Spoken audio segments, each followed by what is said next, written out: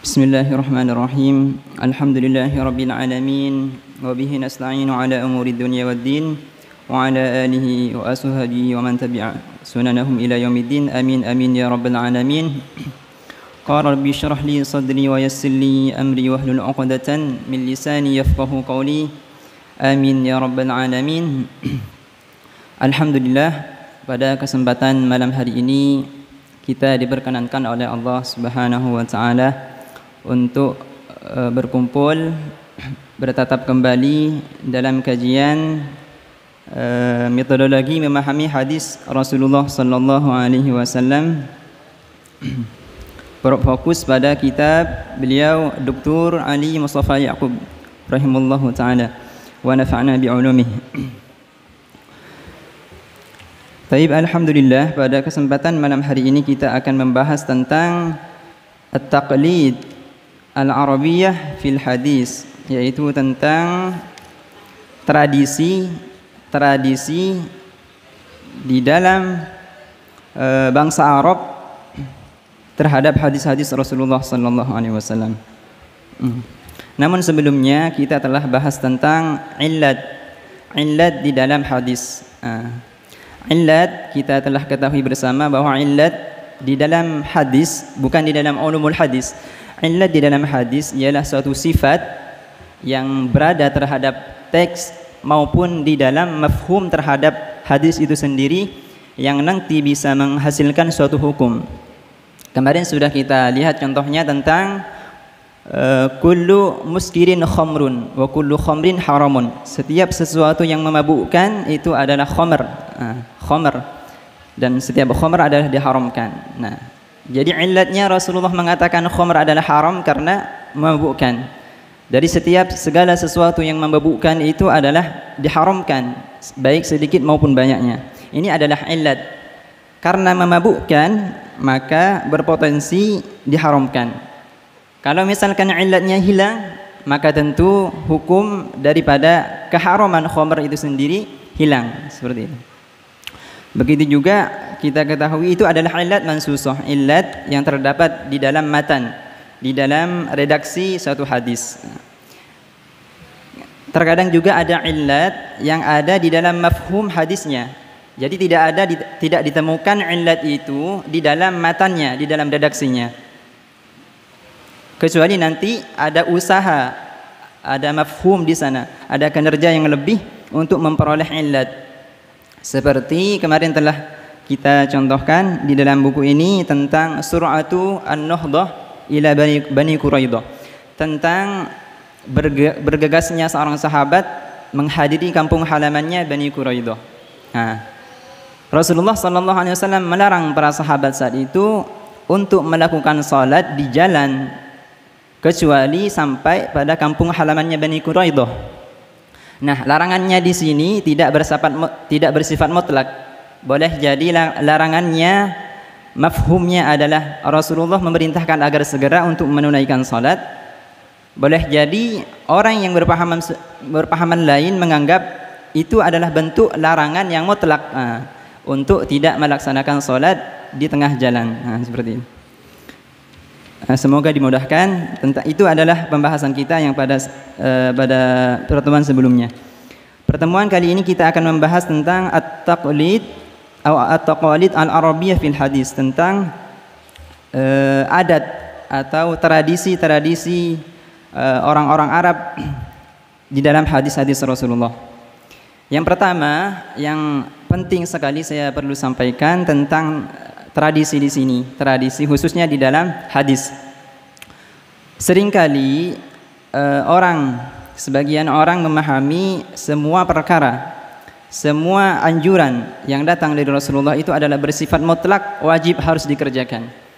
Itu adalah bersifat. Sebagian kaum memahami demikian, bahwa semua perkara yang dibawa oleh Rasulullah, yang diperintahkan oleh Rasulullah, yang dikerjakan itu adalah bersifat wajib. Dan kemudian mereka tidak bisa membedakan antara yang budaya, antara yang tradisi dan yang agama, sehingga pemahaman yang demikian bersifat fatal dan sesat menyesatkan. Oleh karenanya antara tradisi dan agama nanti di sini perlu diperjelas lagi. Bismillahirrahmanirrahim. Qala Allah tabaraka wa ta'ala wa qala al-muallif rahimahullahu ta'ala wa nafa'ana bi ulumihi wa amaddana bi asrarihi amin ya rabbal alamin. A'udzu billahi minasyaitonir rajim. Qauluhu ta'ala wa ma atakumur rasulu fakhudhuhu wa ma nahakum anhu fantahu. Terjemahannya, segala sesuatu yang telah Rasulullah lakukan, Rasulullah perintahkan, itu adalah wajib. Fakhuduhu, ini adalah sigat amr yang maknanya lil wujub. Wa ma nahakum an fantahu. Nah, setiap perkara yang dilarang oleh Rasulullah ataupun syariat itu sendiri wajib kita tinggalkan. فأمر الله تعالى في هذه الآية المؤمنين بأخذ ما أتى من الرسل صلى الله عليه وسلم كان ذلك من باب الشرع والدين أو من باب الأمور الدنيوية من التقاليد والمعاملة. Jadi Allah Subhanahu wa taala pada ayat tadi yang saya bacakan, wa ma ataakumur rasul fakhudhu.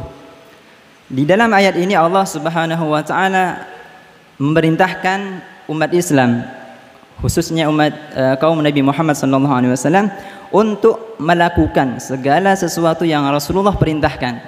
Ini wa ma nahakum anhu fantahu, dan segala sesuatu yang dilarang oleh Rasulullah maka tinggalkan. Sawa'un kana min babi syara' wad din. Baik halnya yang diperintahkan itu termasuk dari bab atau pembahasan tentang syarak, tuntunan tentang syariat ataupun agama. Ini bersifat umum. Aw min babil umur ad-dunyawiyah, atau di dalam bab tentang urusan-urusan keduniaan. Minat taqalid wal muamalah, termasuk dari tradisi ya, tradisi dan muamalat. Jadi semua tradisi, semua perintah syariat yang datang dari Rasulullah SAW, kalau dilihat dari umumnya ayat ini, itu wajib kita ikuti, wajib kita ikuti. Fa ayyu syai'in ata minar rusul sallallahu alaihi wasallam yajibu akhdhuhu wa ta'atuh. Jadi segala sesuatu yang datang dari Rasulullah, kalau paham dari umumnya ayat tadi, maka itu wajib untuk melakukannya, untuk melaksanakannya. Tapi benarkah ayat ini secara general seperti itu mewajibkan kita untuk melakukan semua perkara, baik itu menyangkut tentang syariat, baik itu menyangkut tentang agama, menyangkut tentang tradisi, adat, dan semuanya itu adalah wajib, karena perintahnya ayatnya adalah wajib. Benarkah pemahaman seperti itu? Walakin hadhil ayatu la tabqa ala umumiha. Tetapi ayat ini tidak bisa dipahami secara umumnya seperti itu, bahwa kita itu wajib melakukan semua perkara yang diperintahkan oleh Rasulullah. Tidak seperti itu. Nanti ada pengecualiannya. Li'annahu warada minar Rasulillah sallallahu alaihi wasallam ma yukhassisuh umumaha. Karena ada nanti hadis yang datang, yang warid dari Rasulullah, yang mengkhususkan tentang perkara yang tidak boleh ataupun perkara yang boleh kita tinggalkan, tidak mengikuti tuntunan Rasulullah sallallahu alaihi wasallam. Jadi secara umum ayatnya berbicara tentang semua perkara yang datang dari Rasulullah itu wajib kita turuti. Sementara ayat ini masih bersifat umum, tidak bisa dipahami secara parsial ataupun sepotong seperti itu. Kemudian nanti dikhususkan, ada mukhassisnya, yaitu hadis Rasulullah SAW. Ini ada mukhassisnya. Di sana ada beberapa hal yang kita boleh tidak mengikuti tuntunan Rasulullah SAW. Rawa al-Imam al-Muslim fi sahihi an Nafi' bin Khudaij qala. Ini ada hadis yang diriwayatkan dari Imam Muslim rahimahullah. Riwayat dari Rafi' bin Khudaij. Qala, beliau berkata, qadima Nabiullah al-Madinata wahum ya'baruna an-nahlah. Dulu ini ya cerita dari sahabat Rafi' bin Hudayj. Dulu Rasulullah sallallahu alaihi wasallam pernah berkunjung ke Madinah. Wahum ya'buruna an-nahlah. Pada saat itu penduduk Madinah, masyarakat Madinah sedang ya'buruna an-nahlah, sedang mengawinkan pohon kurma, menyilangkan pohon kurma agar dia bisa tumbuh, bunganya bisa lebih banyak. Yaqulu yulhaquna an-nahlah. Nah, mereka itu sedang menyerbukkan ya, sedang menyalingkan atau mengawinkan pohon kurma dengan yang lainnya. Faqala ma tasna'un? Lalu Rasulullah sallallahu alaihi wasallam berkata, apa yang kalian kerjakan? Apa yang kalian kerjakan? Qala kunna nasna'u. Mereka mengatakan, ya Rasulullah, kami sedang mengawinkan pohon kurma ini. Qala, Rasulullah mengatakan lagi, maksudnya menyarankan ya, la'allakum law taf'alu kana khairan. Ini tadi sahabat itu semangat mengawinkan kurma agar nanti ketika dipanen menghasilkan buah yang banyak, memuaskan. Tapi Rasulullah menyarankan agar tidak dikawinkan, Jangan lakukan hal itu. Kalau kalian tidak melakukan hal itu, insya Allah nanti lebih baik hasilnya. Ini persepsi Rasulullah sallallahu alaihi wasallam. Fataraku, lalu ketika sahabat yang punya kebun kurma ini mendengar pernyataan Nabi, arahan Nabi untuk tidak mengawinkan pohon kurma tadi, mereka meninggalkan karena mereka menganggap ini adalah suatu perintah, kewajiban dari Rasulullah. Ternyata ketika waktu panennya kurma yang diserbukkan tadi, yang dikawinkan tadi, ternyata merugikan. Ternyata hasilnya merugikan. Padahal itu adalah bentuk dari petunjuk dari Rasulullah ketika saat yang mempunyai pohon kurma tadi mengawinkan. Ternyata saran Rasulullah tidak sesuai dengan apa yang mereka harapkan.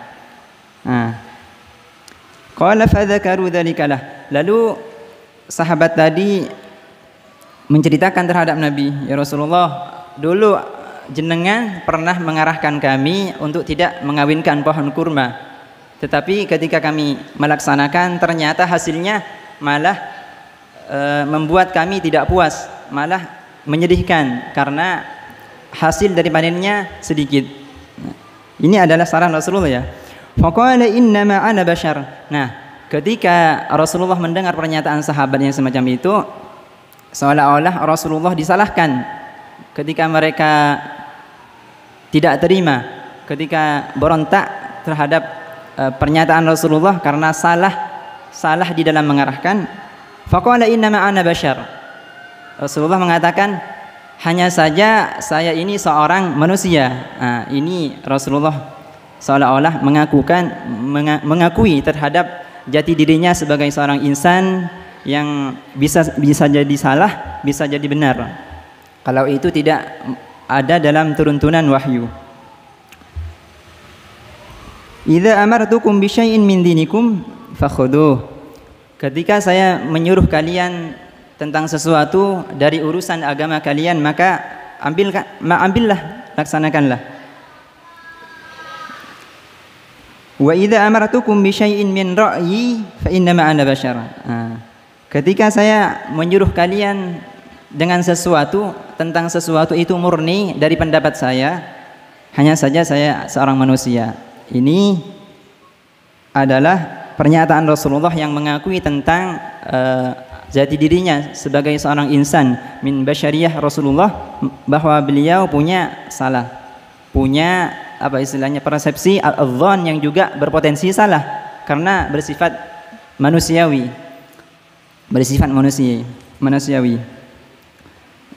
Lalu ketika mereka penduduk Madinah kewalahan, hasil panennya tidak menyenangkan, hasil panennya rugi, Mereka memberontak terhadap Rasul. Jawabannya dari Rasulullah, ketika saya memerintahkan kalian tentang sesuatu yang itu merupakan bagian dari agama, maka ambillah. Ketika saya mengajak kalian, menyuruh kalian tentang sesuatu tapi itu bukan dari urusan agama, itu seolah-olah Rasulullah memberikan peluang untuk berjuang, peluang untuk berpikir di dalam menghadapi masalah, menghadapi masalah dan mencarikan solusinya. Seperti itu. Di dalam riwayat lain, antum a'lamu bi umuri dunyakum. Kata Rasul tadi, innama ana bashar. Saya ini masih berstatus sebagai manusia, kata Rasulullah. Di dalam riwayat yang lain, antum a'lamu bi umuri dunyakum. Kalian lebih paham tentang urusan dunia kalian. Maka Rasulullah menyimpulkan, ketika ada suatu perintah yang tidak berkaitan dengan syariat maupun agama, maka secara tidak langsung seseorang boleh untuk tidak mengikuti Rasulullah sallallahu alaihi wasallam. Akan tetapi ketika perintah itu berkaitan dengan urusan agama, bimbingan wahyu, maka wajib untuk menaati Rasulullah sallallahu alaihi wasallam.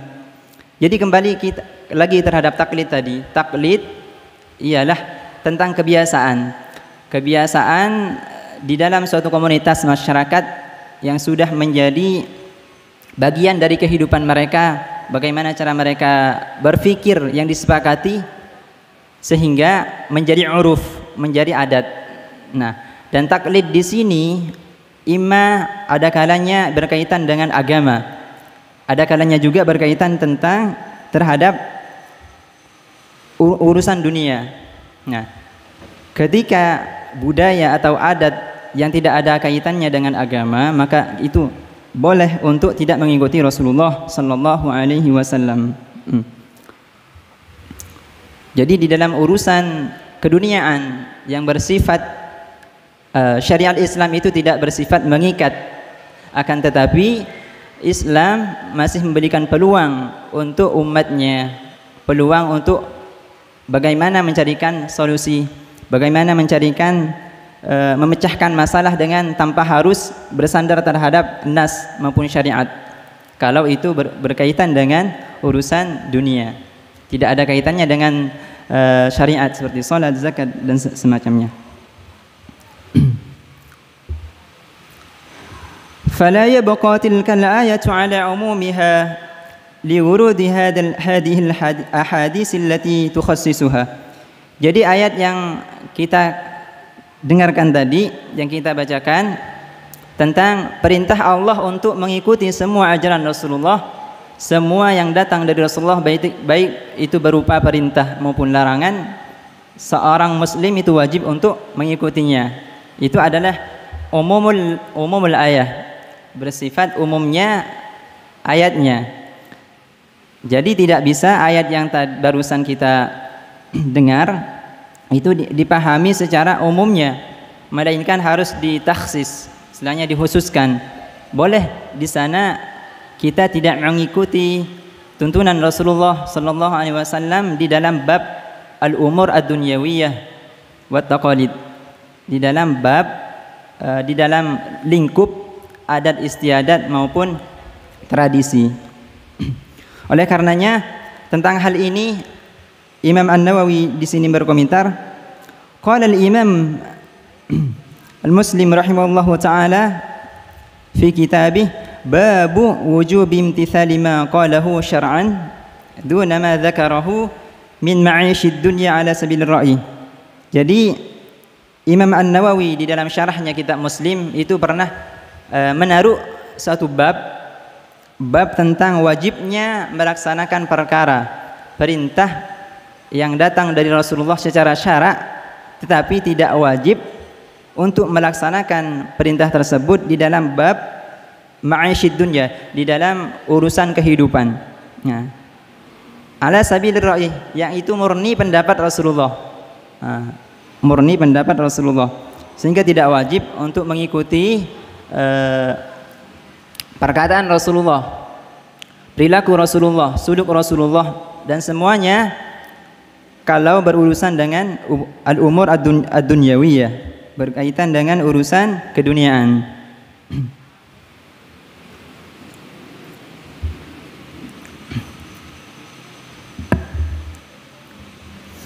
فالذي يجب أخذه من الرسول صلى الله عليه وسلم هو ما يكون شرعا فقط. Jadi yang wajib kita ambil dari Rasulullah sallallahu alaihi wasallam itu adalah bab syarak saja, syariat yang menjadi ketentuan, aturan, norma-norma agama, itu yang wajib. Wa ma la yakunu syar'an misla ma yata'allaq bit taqalidil arabiyyah aw bil ma'ayish ad-dunya ala sabil ra'yi falil muslim al-akhdhu bihi aw at-tark. Dan sesuatu yang tidak berkaitan dengan syariat, maka itu boleh kita diperkenankan untuk tidak mengikutinya. Misalkan seperti tradisi, berkaitan dengan tradisi, adat, kehidupan yang berkaitan dengan urusan keduniaan, maka boleh kita untuk meninggalkan, boleh kita untuk melakukan, ala sabilil ikhtiyar ya, dengan syarat kita memperhatikan yang mana yang lebih baik dan yang lebih maslahat terhadap kebutuhan hidupnya. Nah, kita sudah bahas tentang taklid di dalam hadis. Kita akan memasuki terhadap contoh-contoh tradisi yang terdapat di dalam hadis-hadis Rasulullah sallallahu alaihi wasallam yang terkadang disalahpahami. Wa tawdihan lidzalika fima yali amthilatal ahadits allati tata'allaq bit taqalidil arabiyyah alladhi yajuzu lil muslimi akhdhuha aw tarukuha. Di sini ada beberapa contoh tentang hadis-hadis yang berbicara tentang tradisi maupun adat yang kita itu boleh untuk melakukan, boleh melaksanakan dan boleh meninggalkan. Yang pertama tentang bab al-libas wal imamah, tentang pakaian, tentang tata cara pakaian dan imamah dan surban. Pakaian dan surban pada masa Rasulullah SAW dan masa jahiliyah sudah menjadi taklid, sudah menjadi adat kebiasaan orang Arab menggunakan imamah, menggunakan surban kemana-mana. Ini termasuk taklid, termasuk adat yang sudah berlaku mulai dari Islam itu belum muncul sampai Islam berlangsung. Itu menjadi adat atau tradisi yang berlangsung di bangsa Arab. Tatakawwanul malabis allati ista'malatha al-Arab fil ahd an-nabawi min 'iddati anwa'. Jadi pakaian-pakaian yang dulu menjadi tradisi, yang menjadi tradisi di masa Rasulullah sallallahu alaihi wasallam itu banyak macamnya. Minha al-izar wal qamis was sarawil wat tuban wal qubba was thawb war rada. Di antaranya adalah sarung. Sarung juga menjadi kebiasaan Rasulullah memakainya.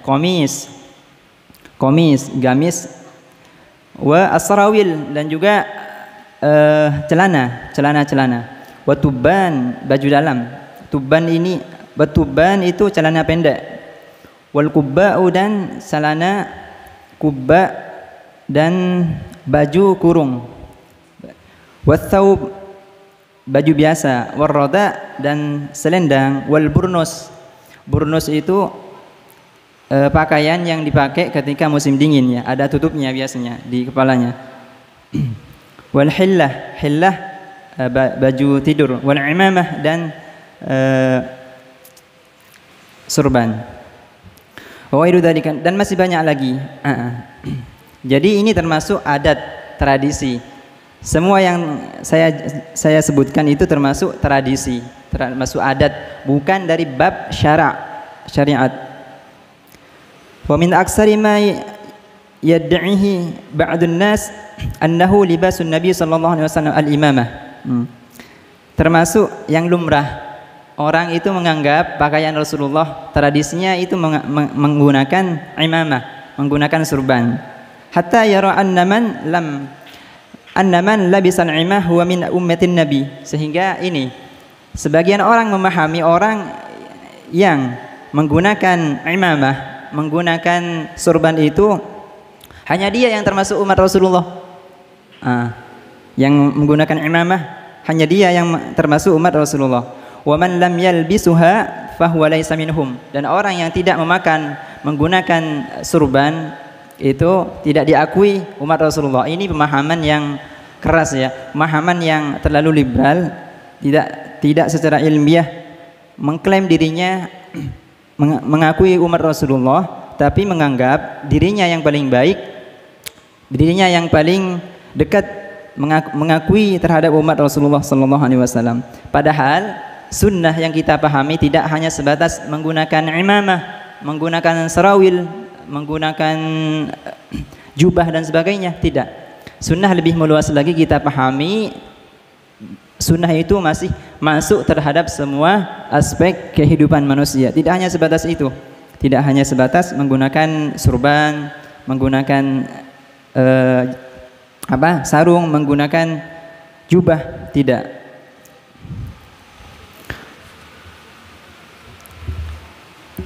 Sehingga kadang orang itu ketika hanya memahami sunnah itu sebatas tradisi atau adat yang telah terbiasa Rasulullah SAW lakukan, mereka itu kadang mudah menyalahkan. Ketika dirinya menggunakan surban, menggunakan kamis dan jubah, apalagi songkok termasuk diantaranya, mereka menganggap mereka yang paling sempurna istilahnya, mereka yang paling dekat bahwa ini yang paling sunnah. Ini yang paling sunnah karena Rasulullah menggunakan hal ini. Tapi itu kesalahpahaman yang seperti ini mereka tidak sadari bahwa hal ini termasuk dari adat atau taklid. Itu bukan bagian dari syariat. Rasulullah tidak pernah memerintahkan hal-hal yang telah saya sampaikan tadi tentang memakai jubah, memakai songkok, memakai komis, memakai surban, itu bukan dari bab syariat.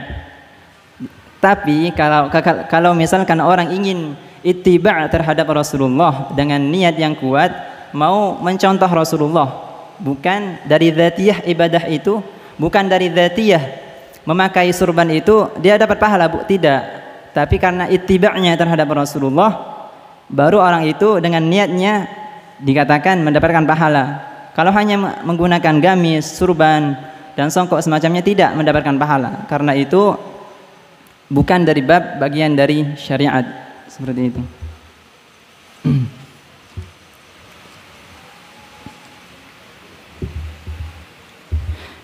Sebelum bagian akhir,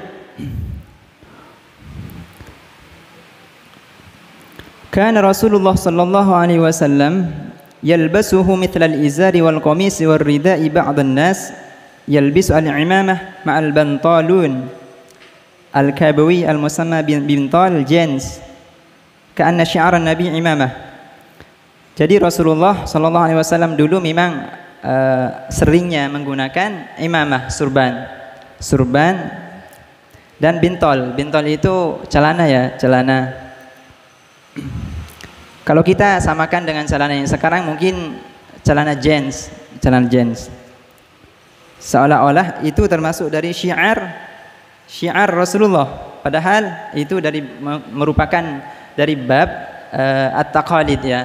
At-taqalid bukan dari syariah. Jadi boleh bagi seseorang itu tidak mengikuti terhadap perintah Rasulullah sallallahu alaihi wasallam kalau tidak berkaitan dengan urusan agama. Karena yang berurusan dengan urusan agama itu adalah mutlaqul wujub, kewajiban yang sudah mutlak. Tetapi kalau perintah itu berkaitan dengan al-umur ad-dunyawiyah, berkaitan dengan urusan keduniaan, seperti tadi tradisi menggunakan surban, tradisi menggunakan komis, tradisi menggunakan songkok dan sarung sebagainya, itu tidak apa-apa untuk mengikutinya. Karena kalau misalkan dipaksa orang harus menggunakan kamis, harus menggunakan surban, nah tidak semuanya orang itu mempunyai keenakan, tidak enak istilahnya kalau saya pakai surban karena ini bukan adat saya. Seperti itu.